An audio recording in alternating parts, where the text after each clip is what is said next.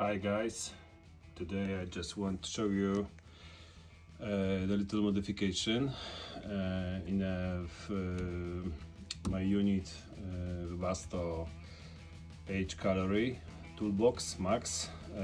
I add this little switch here and install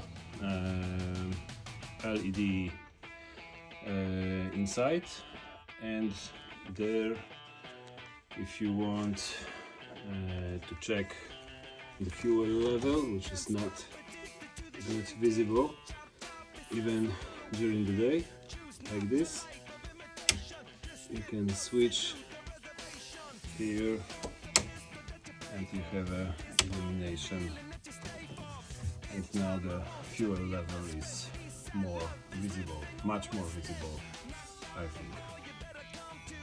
Simple and useful. Bye!